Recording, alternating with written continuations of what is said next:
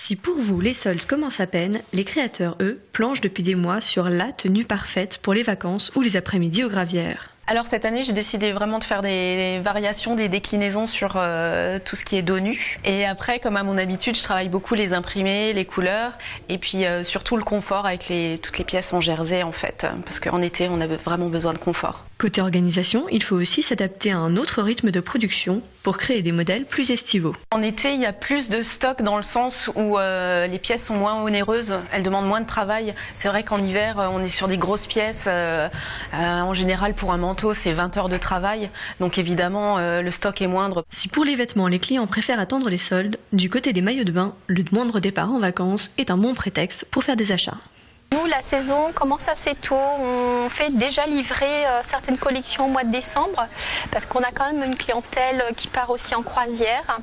Donc à partir de décembre, janvier, février et mars. Donc ça s'étale vraiment sur le début de l'année. Cette année, on a une progression dans le balnéaire de 5% et nous sommes assez optimistes donc, pour les mois à venir.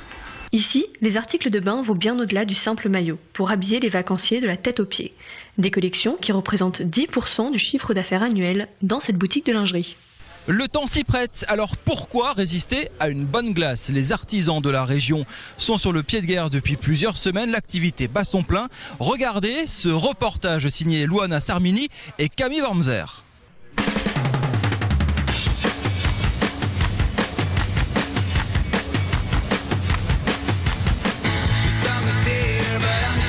L'été est bien là avec 25 degrés en moyenne ces derniers jours, un avant-goût de vacances pour beaucoup d'Alsaciens qui profitent du beau temps en terrasse.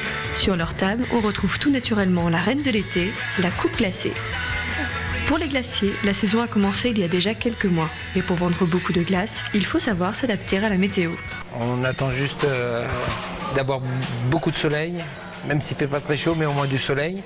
Et après, comme c'est un produit artisanal, on fabrique d'après la vente, donc au quotidien. On fait des commandes la veille pour le lendemain. On ne stocke pas beaucoup et donc on produit au jour le jour par rapport à ce qu'on a vendu la veille. La meilleure période, c'est avril, mai, juin. Après juillet, août, les gens partent en vacances, ils vont à la piscine, aux Gravières.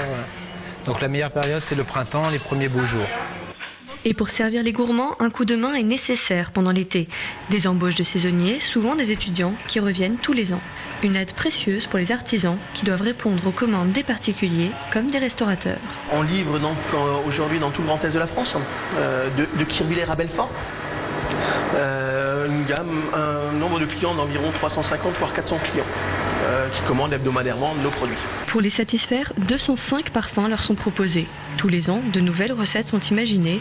En 2014, ce sera Black Cookies, framboise litchi rose ou encore chocolat piment d'Espelette.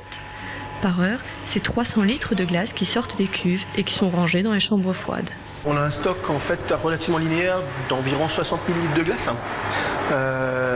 Mais une fois de plus, effectivement, en termes de réactivité, on produit en fonction réellement des besoins.